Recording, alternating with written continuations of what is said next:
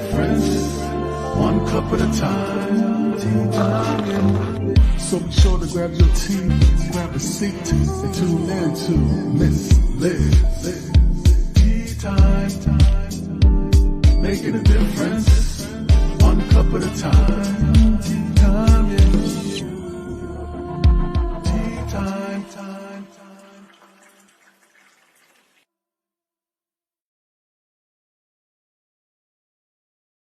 Well, welcome to Tea Time. That's right, Miss Liz is back, and you know what time it is. It is time to spill a real life tea with some stories and some incredible books.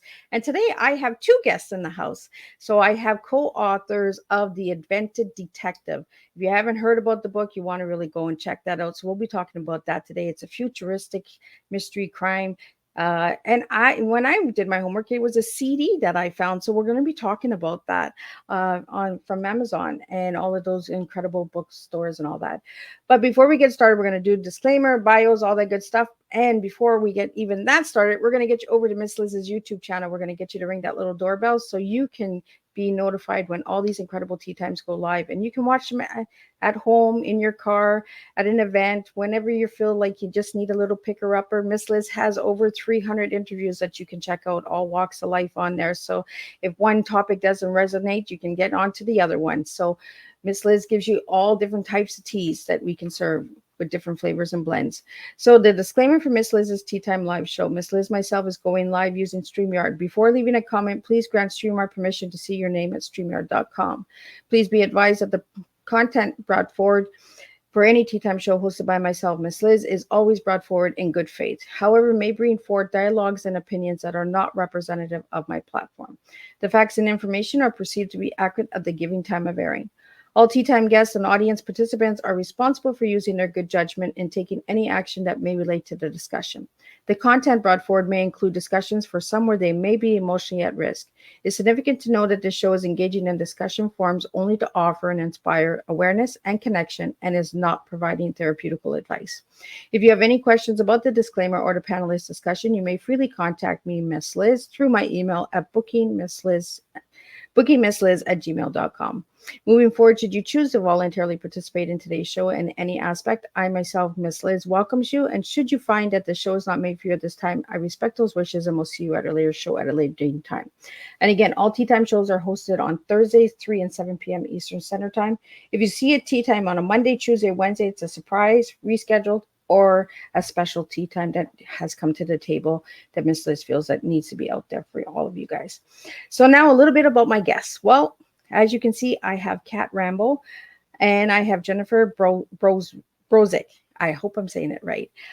So they're waiting in the back of the studio, and we're going to get them in here to spill a different type of tea with you today. So Kat's going to be spilling Trumpos. I'm not saying it right. I'm going to get her to say it. I just asked her how to say it. Excellence and adapting. And Jennifer is going to be sharing her tea, and it's technological, emotional, and ambitious. And we're going to spill it together. So a little bit about who Kat is. Kat is a prolific author and a new Bollock Award winner with over 250 published work. Jennifer is an award-winning author, editor, and a media tie-in writer. And to get their full bios, you can check out Miss Liz's Facebook page and LinkedIn page, and you get your full bios there. So let me get Jennifer in here, and let me get Kat in here, and let's spill some tea all together. Welcome, ladies. Hello. Hello. So, ladies, I'm going to start with Jen since she's on the top. So, Jen, who were you as a little girl, and who are you now as a grown woman? As a little girl, and by the way, this for those of you watching, this is Lilu. She is my littlest diva, and she will show in and out. Who was I as a little girl? I was a military brat who traveled around the world with her family, who experienced a lot that it's only in retrospect that I can really appreciate.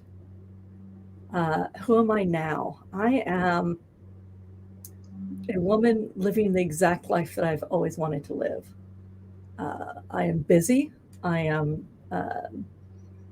I'm enjoying the work that I do as an author, editor, and media tie-in writer, and I appreciate the fact that there are people out there who like my work. And Kat, same question for you. Who were you as a little girl, and who are you now as a grown woman? Oh, I was a little kid with Coke bottle glasses and a book in my hand all the time. I was a little bit like Harriet the Spy. I liked to watch, and not really participate. And nowadays, gosh, I actually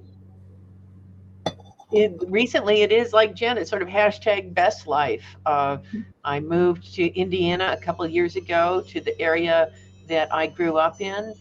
Um, I run a writing school where last year we got to spend a month in Spain for that, and this year going to New Mexico.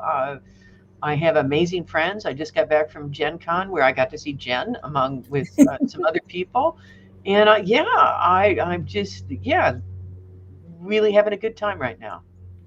Well, and that's what I like to hear from both of you ladies, right? That you guys are just in your comfort zones and you're enjoying life and you're happy with what you're doing.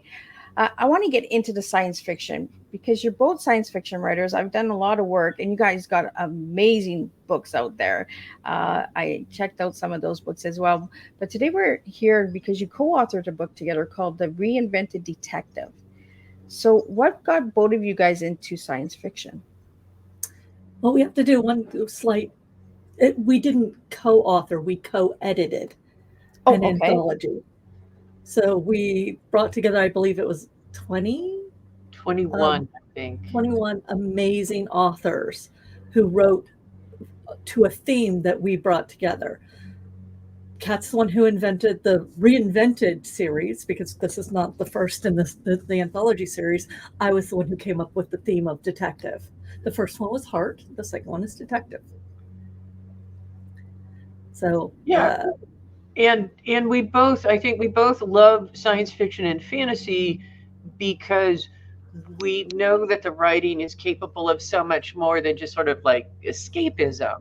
It's capable of very kind of profound social commentary, of kind of like deep empathy of characters that you love.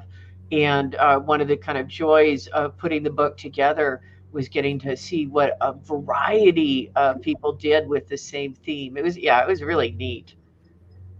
So you gave a theme, and a bunch of different co-authors wrote how they felt about that topic, or Well, no, it was, we had said, take a detective story and oh, put it in the future.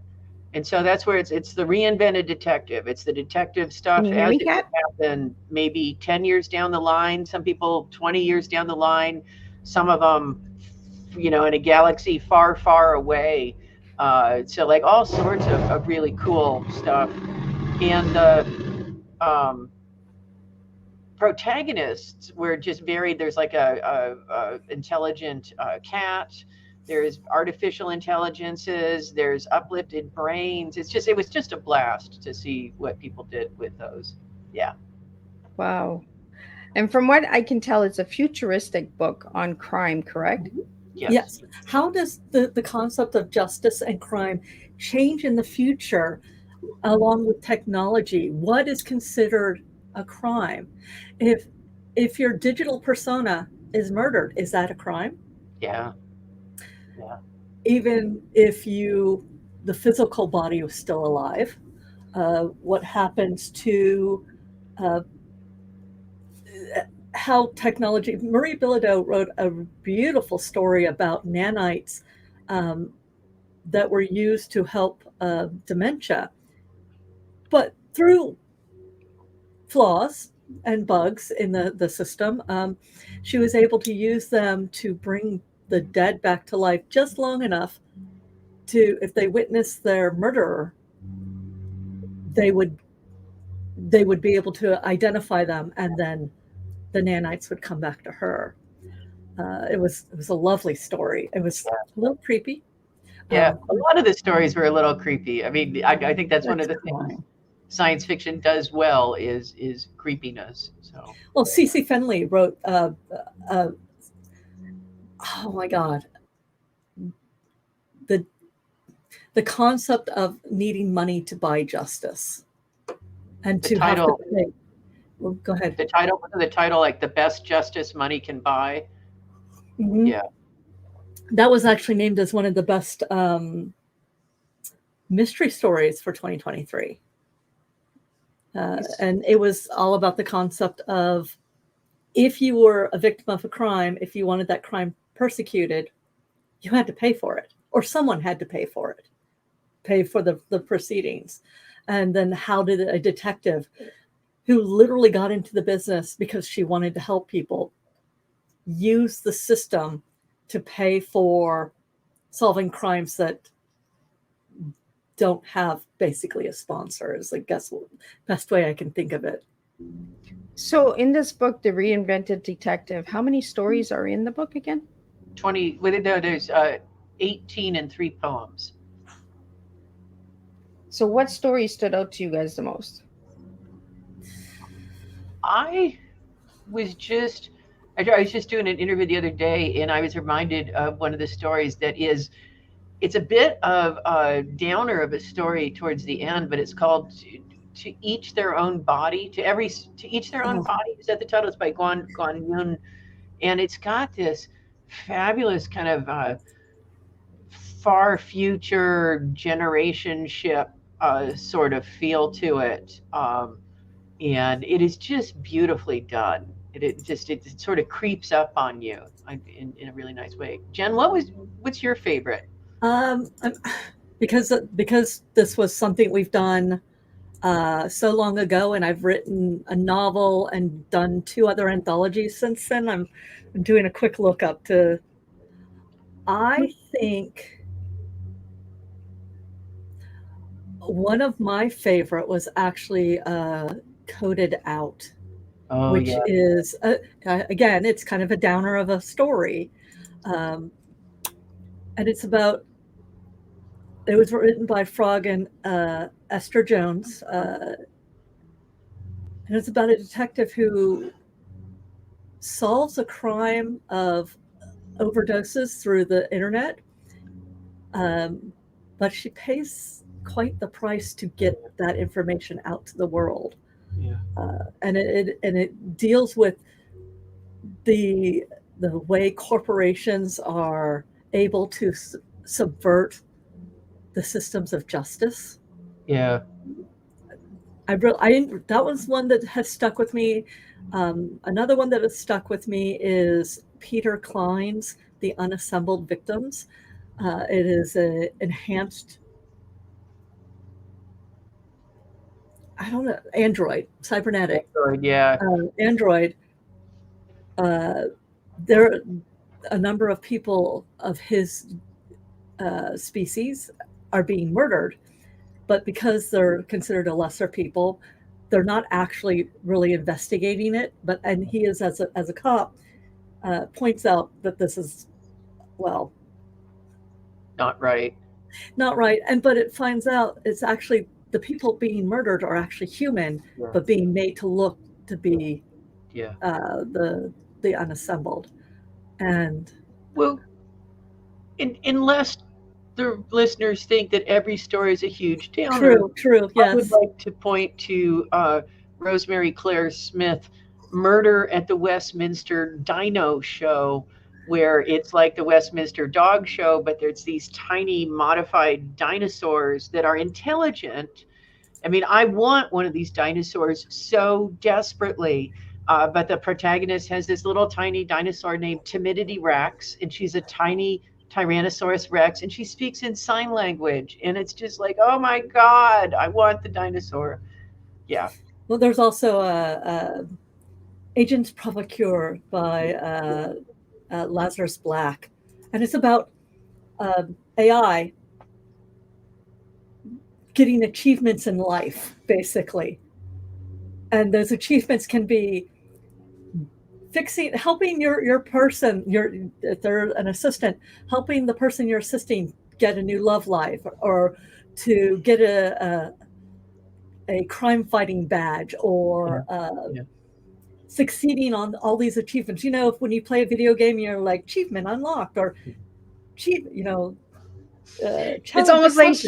it's almost like shopping on Temu, right? Oh It yeah. is a little bit, They yeah. I like feed the fish now and everything. Like yesterday, I had to feed my fish to get my free gift, and I was like, really? Like this is like a video game now. So they're not all downers, but I mean, it is a crime story, and some of them are very poignant, Yeah. and some of them are really thoughtful, and some are down. They are crime, and some are sarcastic, and then some are really just like Rosemary's Story. They're Yeah. really sweet. So you've got a little bit of everything in the reinvented anthology series. Yeah. So And how she's long did doing this? she's Go ahead, doing Kat. more of the dinosaur stories. Like I know she did when I was with her at one point. She wrote another one called it's like Murder at the Castle something or other, and I think she's working on a third one. So I'm hoping for like a whole book of Timidity Rex stories. So how long did this book take to put together? Ooh. About 12 months. Yeah. I mean, because it was a semi-open call, which meant we went and talked to a number of authors and solicited stories from them, and then we had an open call, and then that meant we had to read through all the stories and then choose our favorite, and then it was like Thunderdome, 6 stories go in, 3 go out. So, and then of course publishing in general, when you're doing especially traditional publishing, takes a long time because there are a series of processes, and to get them into the bookstores, the bookstores need to have everything 4 to 6 months in advance. And for authors and editors, we do the thing and then we move on, and by the time it comes out, you're like, oh well, that was 2 books ago, or that was 4 stories and an anthology ago. Okay, let's go back. A lifetime ago. I'm a new person now. No, actually I'm still much the same person as when we started editing this. But yeah, because you guys have quite a few books out there, because I did my research and I put 5 books for each of you guys, and I was just like, whoa, there's so many more, and I was like wow. So I'm just going to put a couple of them out there that Kat has written and Jennifer has written, so if you want to check those out as well. For Kat, Rumor Has It, You Sexy Thing, Devil's Gun, Altered America, and Near and Far were the ones that I put out because I just kind of liked the names and they kind of just popped out to me. For Jennifer, she's got Shadowrun, the Mosaic Run, Battle Tech, Iron Dawn through Comedy Trilogy, Shadowrun, A Kiss to Form a Shadowrun novella, Battle Tech, the Nell Us Academy Incident, and Shadowrun Elfin Black. So there's a lot of cool ones. And what I really liked about, and I checked out the covers of all these books and I was just like, wow, right? They really take you on a journey, like each book. And you have so many out there. So what was like your most important, not important, but the book that stood out the most that you've written so far? Let's start with you, Kat, and then I'll go to Jennifer. Sure. For me, the book that really stood out was the first book in my space opera series, You Sexy Thing. And You Sexy Thing is the name of the intelligent spaceship that they steal that doesn't think it wants to be stolen. And that's, in fact, Rumor Has It, that's coming out next month, is the 3rd book in that series. Oh, wow. And Jennifer, which book stood out for you so far? So the book that turned my career up a notch was called Never Let Me Sleep. It's part of the Melissa Allen Never Let Me Sleep, Never Let Me Leave, Never Let Me Die trilogy. It's a sci-fi young adult thriller. And I had thought, what if Stephen King had written for teenagers back in the day? I want to read that book. So I wrote it. I wrote it in 13 days. And it was my first Bram Stoker nominated work. And it was the first thing that I very specifically just said, I'm going to write what I want to read. And ever since then, that is what I have been doing. I have been writing what I want to read. I have not been chasing markets. I have, even with the tie-in fiction, which basically means I write in somebody else's world, I still write what I want to read. The Shadowrun and BattleTech are gaming intellectual properties, IPs. And Shadowrun is basically the Matrix meets Blade Runner meets Tolkien in the not too distant future. And so it's high tech, high magic, corporate dystopian. It is a really nice mashup of like cyberpunk with magic, and I love writing in that. And BattleTech is big stompy mechs in space, basically. And I grew up military, so I brought in a lot of the military factions. But in each one of those, I took the lesson I learned from Never Let Me Sleep, and I just started writing what I wanted to read. I think that's important as a writer, right? Would we read it? Would we, pick up the book? I'm just about to start the third in my Shadowrun Color series, Imri Gray. So on the way to Gen Con, I listened to Makeda Red, and I was like, this is actually really good. Most authors were like, oh, this is terrible what I've written, but I really enjoyed listening to that. So that made me happy. Well, I think that's one of the things that I try to emphasize to my students and people who want to write is that write the kind of book you want to write the kind of book that brings you joy, that you experience kind of flow when you're writing and you're just like, oh, I love this book. Because if you're writing because you're like, oh, I think the market's going to be really hot for were platypus novels next year, right? And so you're going to write this were platypus novel, but you don't really give a hoot about platypuses or platypi or whatever.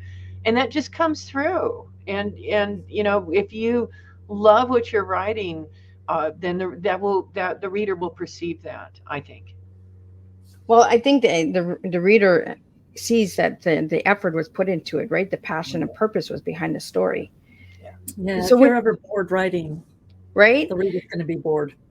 So when you guys are building your characters, does it relate to your lifestyle in some way, your stories? Let's answering this delicately, since I kill a lot of people fictionally. I think we all put something of ourselves into our books, but we're all exploring different motivations, different thoughts. But I don't think I model a lot on my own life. I don't know, what about you, Kat? I think that there's, as one daydreams, one ends up creating a lot of stories. And so like, perhaps you're like, oh, I had that encounter. What would happen if it went this way instead? But I also draw a great deal from real life. I mean, I've got this very fraught relationship with my mother, and I cannot say how many times I have just done terrible things to her in a story. And I remember when I had Carpe Glitter, which is about a woman and her mother and her grandmother, won the Nebula, and my mother said, well, I want you to know, I know the mother in the book is not drawn on me. And I was like, okay, Ma, That was a great book, a great novella. I really liked it. Yeah. Has anybody in your family ever read your books and said, oh, is that about me? I haven't. Has you, Jen? Have you had anybody do The thing that I get in my books or writing is people, my family will see things that we used to say, like catch as catch can, or just right now I'm fulfilling Dear Pen Pal, Belgium 1980, which is a cozy middle grade ghost story told through physical letters. And I had my sister help me with it. And that one is actually built a lot on my actual life. So I guess I lied earlier. I didn't mean to. But it is literally based on my life in Belgium in 1980. what she remembered is things that I would say in various books, she would recognize from us growing up. So nothing is based on anyone in our lives, but mannerisms are. That's the best way of putting it. Mannerisms and catchphrases from the family. Well, the reason that I asked that question is because I know as myself as a writer, sometimes I can put those little tidbits in there, right? And try and see when they read the book if they caught it, but it's kind of like what you said, Jennifer. It's the mannerism, right? The pattern or the phrases that we might use, and then they can read it and say, "Oh, was that when I said that?" Da da da da da. It brings that conversation as well. And it's okay, Jen, that day you came around and you're like, "Oh, maybe I am writing, about me." But what has it always been about the science fiction for the two of you? Because you write a lot of futuristic stuff. So are you guys big believers in the future with the androids and the GPT and all of that? Like, how do you guys look at that?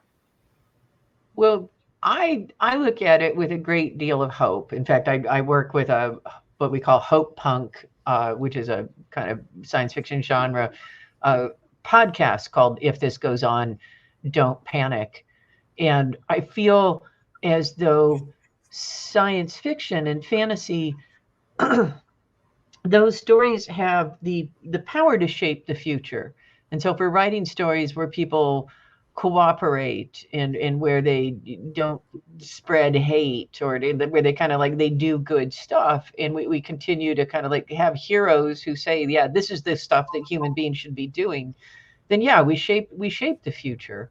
And we shape it for the better. It's if we let really sort of narcissistic or greedy or self-centered stories take the main stage, then I think that creates a worse future.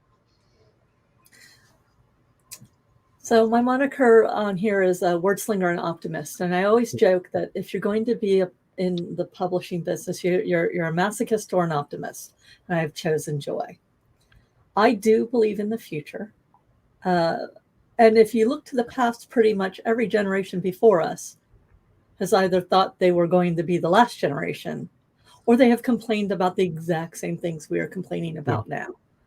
And I think eventually we will make it to the future. We will get off this planet. We will do these things because it's in our nature to do so. And honestly, I don't want to think about us not doing that. Yeah. I am 53 years old. Oh, another one of my cats has shown up. I am 53 years old, and both my parents died by 75. So my thought is I have 20 to 30 years left. How do I want to spend those years? What do I want to think about? What do I want to put out into the world? Well, I want to think about that there is going to be a legacy in the future. And so that's what I write about. It may not be perfect. One of the family lines is, it's not ideal, but it's not terrible. Yeah. And so that will end up in my books. So yes. As it is now, AI is not actually AI. It's not actually intelligent. It is a regurgitation machine. Oh, okay. Do you want to tell me a little bit about that? So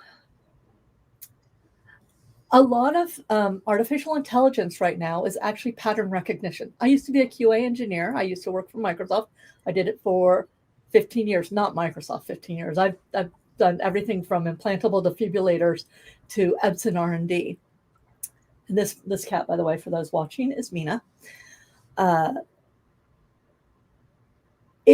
Right now, computers still do exactly what you tell it to do based on the rules that you tell it. There is no thinking outside the box. When a computer does something you don't expect, it's because you have told it to do it. You just didn't anticipate it. It's rather like, as an editor, I tell authors, your story is only what's written on the page. The reader is not in your head. They don't know what you meant. They know what you wrote, and they glean something from it.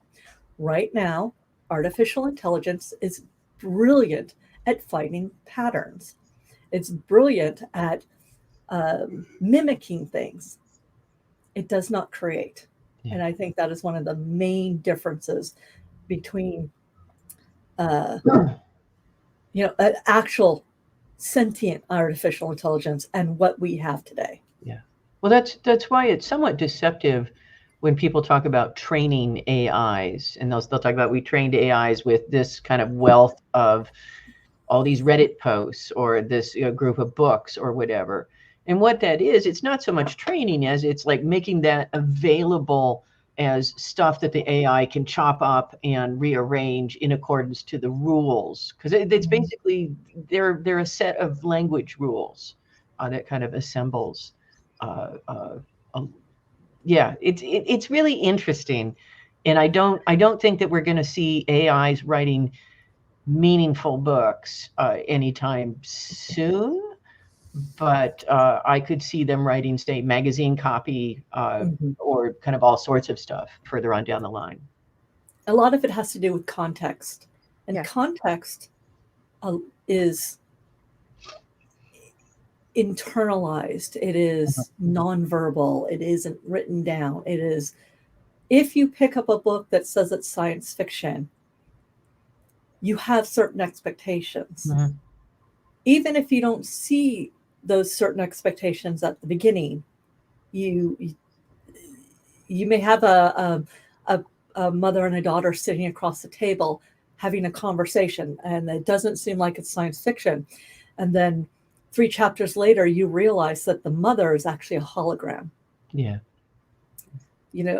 It's one of those things where context matters, and AI doesn't do context very well. Yeah. Also, they're really good at word salad. And by good, I mean terrible. I like that word salad. Tumultuous. That's it. That's it.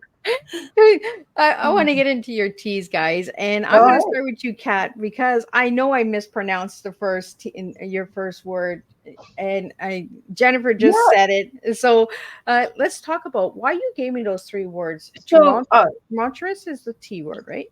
So tumultuous was the T word, and it was, I think partially because it came kind of at a time that I was sort of upending my life and rearranging things. In that post-pandemic, I got divorced very amicably and moved back here to Indiana, where I grew up, and just basically decided life is too short not to be doing the things that I enjoy, which so it all good tumult, but also still kind of tumultuous. And I forget what my E was. What was my E? Excellent.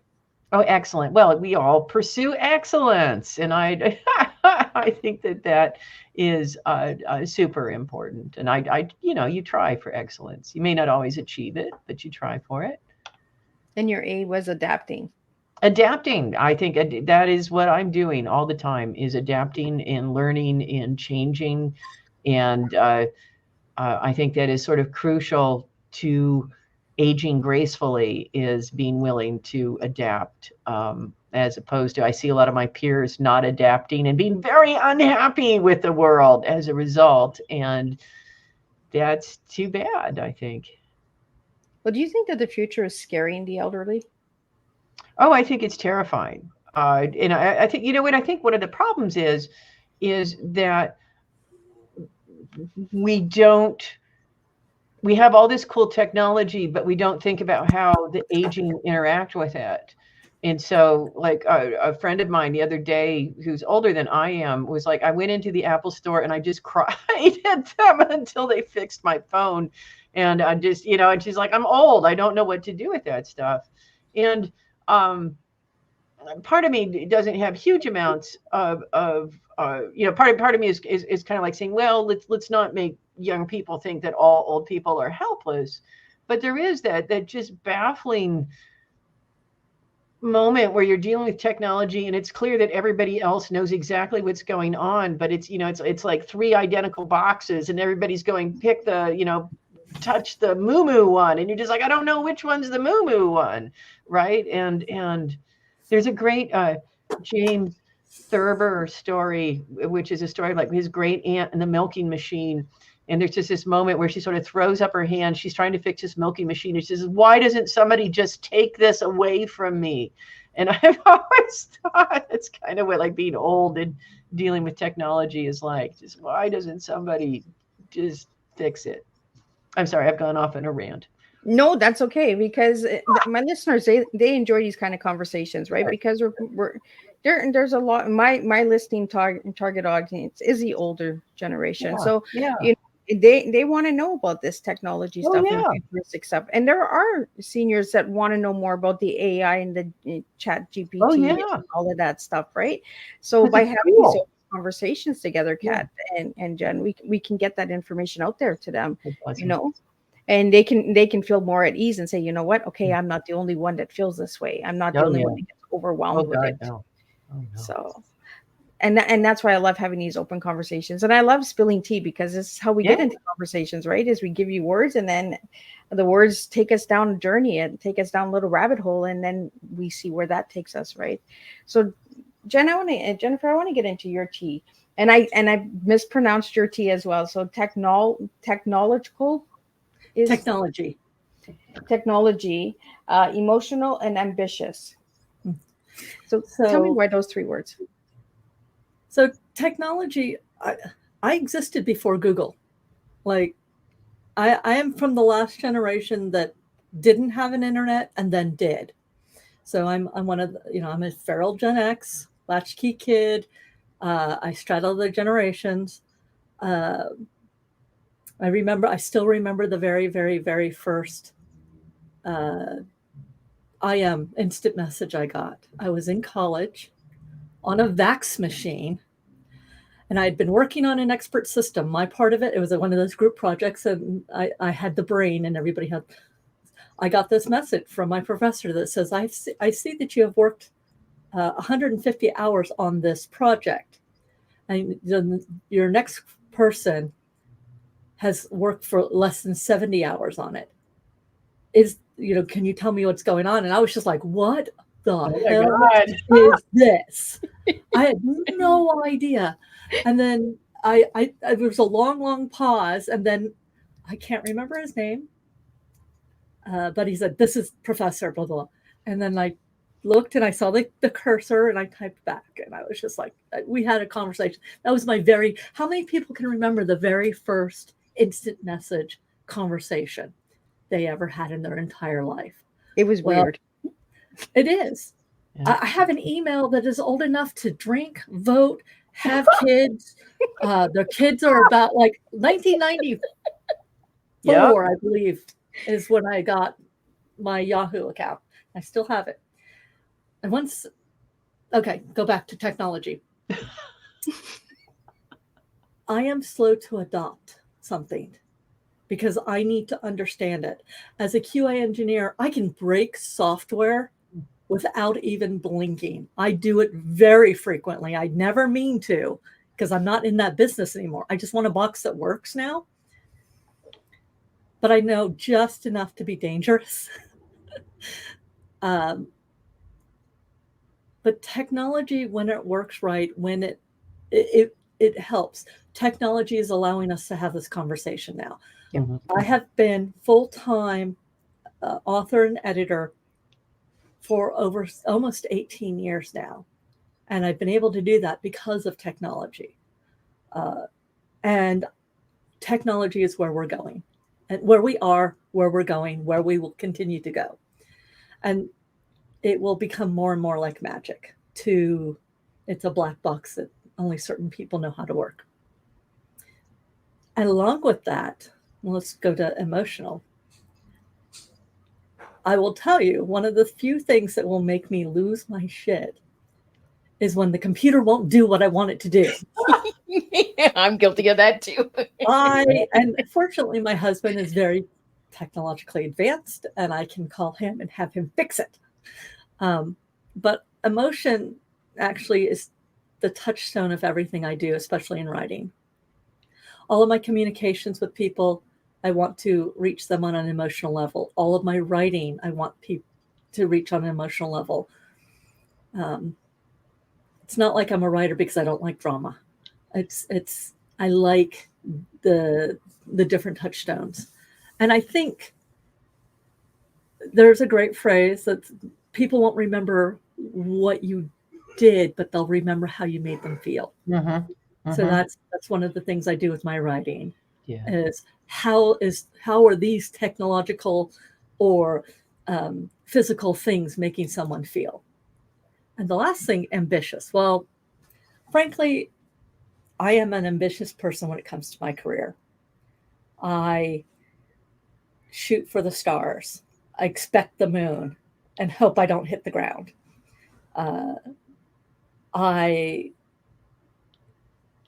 just won a Scribe Award for Shadowrun auditions, which is the prequel or the first one to the Mosaic run, which is my industry peers chose it as the best young adult tie-in for that year, which is brilliant.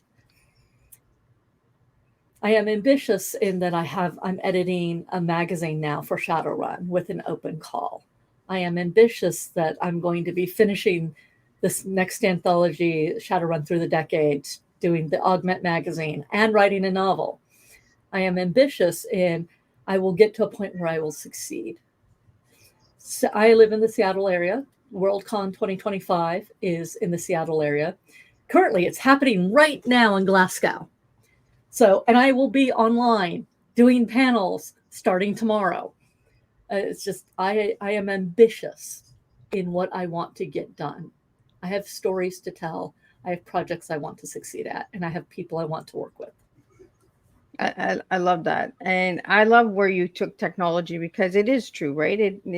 If it wasn't for technology, we wouldn't be having this interview right now, you know. And during a couple of years ago, this is how everybody communicated. Everybody got online, you know. Had it not been for technology, how would we have survived? How would we have pivoted our businesses and carried on? You know, I don't think we should be afraid of technology, but I'm like Jennifer, I'm like you. When it doesn't work, I lose my shit. So I'm just like, yeah, you're not doing this to me, but I will not give up. I am very determined to jump right back on. Like, you're not kicking me off. You know, like when you get booted out of a conversation or a platform, just sign back on. You know, show the technology that you're not giving up and that you're determined to get back on. And that. So we got to know you guys a little bit through your teas. And I love the words, because the words are words that I don't generally get. And I love when I get new words, because it takes me down a new rabbit hole and a new understanding of tea. Right. And for me, tea is not a beverage. It's the teaching educational awareness. It's the past, the present, and the future. And that's exactly what we're talking about, is the future. You know, where is the future going to take us? And I'm like you ladies. I believe that the future is going to be bright, and, you know, that we will get a chance to see it. I think, you know, we might be really old. I just turned 50, so I don't know. You know, maybe in our 80s and when I'm 80, but I do feel that we will see another planet before we, you know, move on. So I think it's really interesting on how much the future is moving fast, though. It could slow down a little, because, you know, when you mentioned your first text there, Jennifer, I was thinking of ICQ, you know, like when it used to go, and, you know, and the dial tone where you had to get off the phone to use the internet. So a lot of back then we didn't use the internet as much as we do today, because we had to keep the phone lines empty as well, right? We had to still have those calls coming in. So it has really changed over the years. How do you see science fiction opening doors for the future? I'll let you start with that one, Kat, because I know that this one's yours. Well, I think that it, you know, one of the things about science fiction is, even though people are supposedly writing about the future, they're writing about the problems of our present day, just kind of under another backdrop. But I think that science fiction can actually kind of help make us feel more at ease with technology. I think is one of the important things that it can do. It can make a lot of stuff seem less scary, or at least more explainable. That's what my answer would be. And you, Jennifer? Could you repeat the question? So I Honestly, you know what? I spaced out. I went to a different planet. I'm already traveling, ladies. it's like where do okay, I'm gonna ask my own question. You know, how does tech writing science fiction right now help the future? Well, it gives people ideas of where our current society can go. Technology has made the world smaller, but it has also inspired innovation like cell phones, inspired by the Star Trek communicator. Yeah. The concept of holograms, of the holodeck. There's a new thing. Marquez Brown, he's a huge YouTuber who does a lot of technological stuff, was just working with something in Disney. The Disney innovation team is frankly amazing and terrifying. And they're starting to get the whole concept of holodecks, and they're getting moving tiles and such that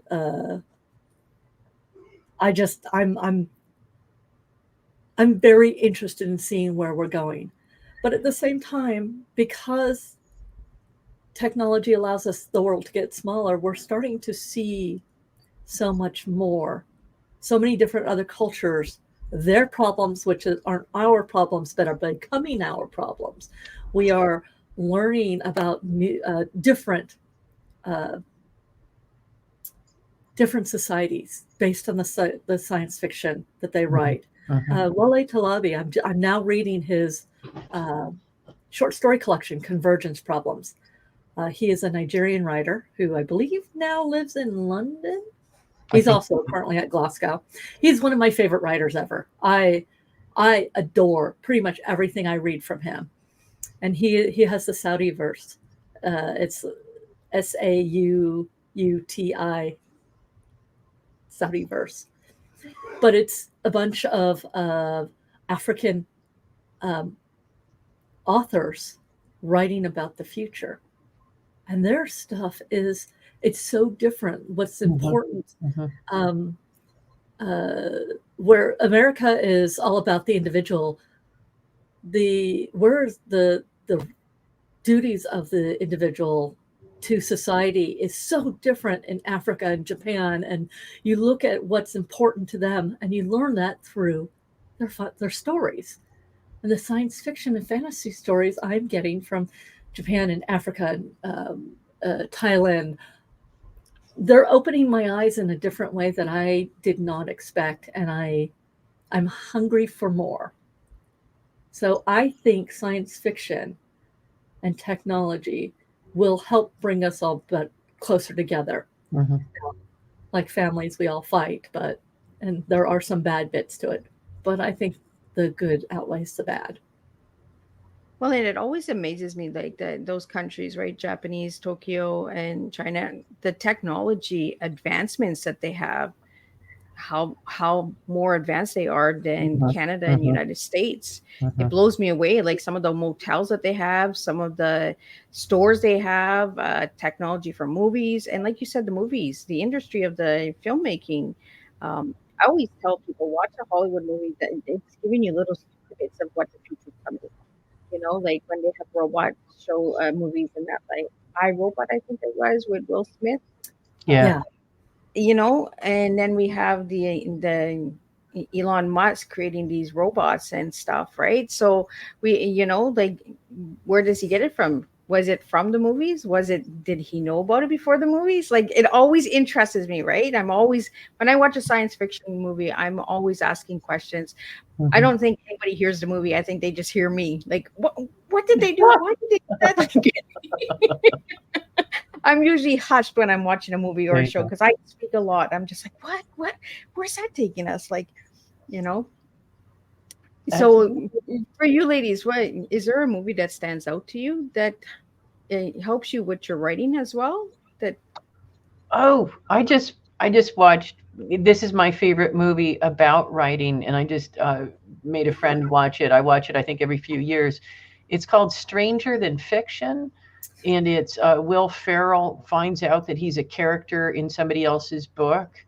And it is just a delightful book, I I think. have been told I should watch it. I have never yet watched that movie.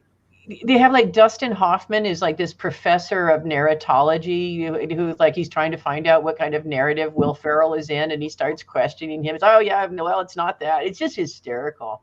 But yeah, that movie is my favorite. Although if I wanted to think about comfort movies or the movies that I kind of go back to and kind of immerse myself in because I enjoy them, there's a movie called Enchanted April, which is a kind of like romantic comedy, and that is one of my go-tos.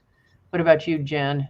Well, inspiring my writing, I think The Matrix was one of those movies I saw in the theater, and I did not see the big twist coming. And I can remember literally gasping in the theater.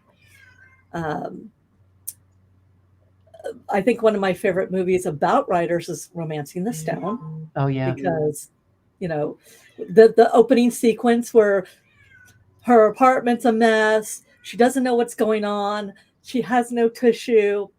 You get novel brain is what I call it. I think is incredibly realistic. But I think honestly, what inspires me more than movies, one, music does hugely inspires me, but having conversations with my peers, with other people who get it, who understand what it is to write, because it's a solitary activity for a very long time. You are in your head, and it has its own nuances and problems and such. And when you sit down with another writer and you say, here's a problem.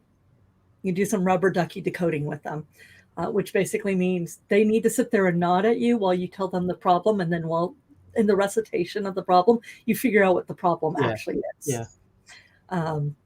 It's like a soundboard. But just being around writers, Gen Con was brilliant for this, was just, it fills the creative well.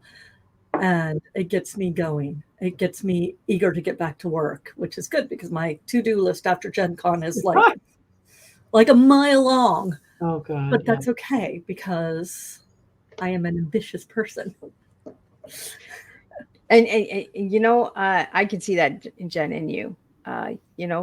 Get right back on the boat, right? Like as soon as this event is done, boof. Yep. And like you said, like at the beginning of the show, you've already written a novel and 2 more anthologies since booking this appointment. To have Teatime, and we did book this. I think back in November of last year. Yeah. So it has been a while. It's been a while. It's been a while. I had to stop and really think about. I was like, oh, because The Reinvented Detective came out in. Was that November or was that January? I want to say it came out in November, but I also, part of the problem of like everything in recent years is like everything slips, right? Like every book, just like they tell you one date and just like, oh yeah, it's going to be about 3 months after that. And so I don't remember whether November was the original date or the slip date or what. It came out, it says publication date was May. May 2024. See, this is why I have a website with a bibliography on it, because I cannot remember. I'm very pleased. I have a brand new website by a terrifyingly efficient and competent web developer, and everything works. My contact form works. My new newsletter works. I'm so thrilled. But in any case, yes, that came out in May. But things keep going. There are multiple projects going at a time in the publishing business. Well, and that just goes to show you how much has happened since then, because it came out in May. We're the next year over in August, so that's a year and 3 months. So it does take a lot to go back and say, oh, okay, what was this? And that's what I mean. Some of these tea times are booked a year before, Actually, you know. May 2024, not. But I'm pretty sure we turned it into the publisher in November 2023. We did. So. Yeah, you're right. You're right. Yeah, because it wasn't out yet when we booked it. Yeah. When Right. I was So- working with Lou. So yeah, It's just it's amazing. yeah, I was just told that you need to have these two incredible ladies on, and they have this incredible. So I was like, okay, sure. And I always love going down the avenue of science fiction because I do look forward to the future. You know, I used to have big conversations with my grandmother who passed in November, and she was 97, and she was afraid of the future. She was like, I've seen enough. I don't want to see anymore. It was scaring her. So, you know, and that's why I went down the rabbit hole and asking that question, how the seniors feel about it. You know, my listeners out there, they ask me quite often, Miss Liz, like, how do you feel about it? You know, because a lot of people think, oh, Miss Liz, you look like you're 20. I wish I was. My kids are older. My kids are in their 30s, right? My daughter's getting married in September. Like, you know, so, but it's just it's just understanding that the future is coming and we can't stop it, right? Just like we couldn't stop the past, we can't stop the present, and we can't stop the future. You know, we just have to buckle up and get ready for it and have some fun with it. Be adaptable. Yep. Exactly. Take it one step at a time, because you don't have to know all the things. You just have to learn some of the things. Absolutely. And that's like, I love the concept of TikTok. I'm never going to get on TikTok. I've been on it for 3 years and I'm still trying to figure that thing out. Yeah. And there are new things and all the different ways of paying, Venmo, and there's a new one called Pays, and I was just like, no, there's so many out there. I like my PayPal. I know how to make it work. Yeah. So with technology, I am a slow adapter, but once I adapt to a thing, I am very loyal to that thing because I know how to use it without breaking it. Generally. Yeah. So, ladies, what's your final message for our little listeners today? Wow. I would just say be nice to other people and they'll be nice back. And I think that's true in just about everything, including writing. And my general thing, especially in writing, is you don't have to lose for me to win. I don't have to lose for you to win. Yeah. Life is not a zero-sum game. Yeah. Share the love, and eventually, especially in the publishing business, we're going to all work together. So we want to succeed. In general, in life, treat people as you want to be treated, and be understanding. Well, thank you, Lee. You know, it all comes down to being kind, right? And we're all going to work together one day, whether, you know, through a book, through helping each other across the street, maybe one day, you know, having a cup of tea together one day, having a conversation like this one day, you know, just be kind. And, you know, we don't need competition. We need connection. Yes. I think we really need to focus more on the connection, and the future is about connection. It's connecting the dots and seeing where it takes us into the different universe and different planets and all that. Because I'm curious about what kind of planet I'd like to. Oh my God! Yes. I'd like to travel the planets. Oh, you know, we travel the countries. Why not travel the planets, right, ladies? That's it. I absolutely want to get into space someday.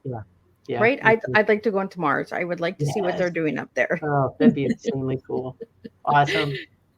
So, Kat, if you'd like to leave your information, I'm going to put it up one last time for your website. If you'd just like to spell it out for the audio listener.